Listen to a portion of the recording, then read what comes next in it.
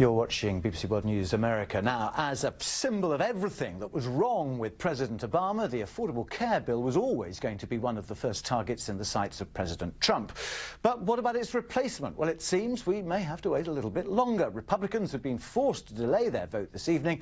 BBC's Laura Trevelyan is on Capitol Hill with one of those members who will be staying in Washington tonight. How big a setback, Laura? Well, Tim, of course it's a setback, but whether it's a temporary one or more serious, well, we'll find out. And here to discuss all of it in this very febrile atmosphere here on Capitol Hill is Congressman Bruce Westerman from Arkansas. Thank you for being with us, Congressman. Laura, so good to be with you today. So I know that you're going to meet with Speaker Paul Ryan in a couple of hours, but how much trouble is this bill in, the fact that you have to delay the vote? I don't really see that as trouble. I see it as a process. This whole legislation is a process. I'm an engineer, so I'm used to processes, and I know we have to keep the process moving if we want to get the result that we want. So, you know, I wasn't in favor of the bill last week. There were some changes I wanted to see to it. We worked very constructively, offered amendments. We've now got Medicaid block grants in it. We've got work requirements in it.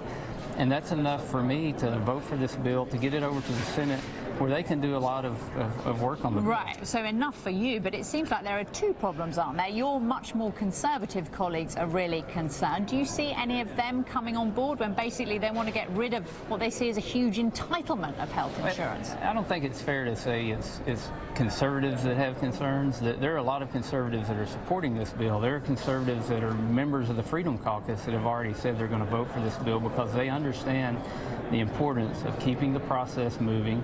They understand that there are budget reconciliation rules that restrict what all we can do in the House, but when we get it to the Senate, they've got a lot more flexibility. Right. They can test those rules and push the limits. Well, they can, but I mean, I know the process is important, but the politics are important too. Absolutely, and how it looks to people out there. And you're getting a lot of Republican centrists now who are really concerned that people are going to lose coverage and the needy are going to be worse off. How are those people going to be brought round? Yeah, really, if you look at the disagreements within the Republican conference, you got the more moderate members who are saying this bill goes too far. Then you've got members who say the bill doesn't go far enough. But I think we're getting close to something where we're going to find consensus where, again, we can pass it out of the House, we can meet the budget reconciliation rules from the Senate parliamentarian, and then the senators can push the limits. And I'm all for making this bill better. Right, of course. But what about the president himself? You've met with him a number of times. Right. He's supposed to be the closer, the one who has the art of the deal. Is he being persuasive enough?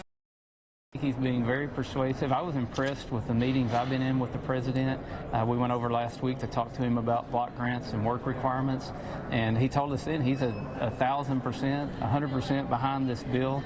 And it's very important to him, and he's working hard to get it pushed over the finish line. Well, Congressman Bruce Westerman, thank you so much for joining us. Thank you. It's always a pleasure to be with you. Well, so there you go. That's the view there from an optimist on the Republican side, still hoping that this bill will pass, Tim.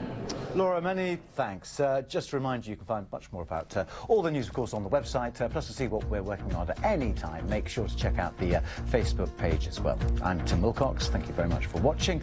Do stay tuned for more here on World News America. Bye-bye.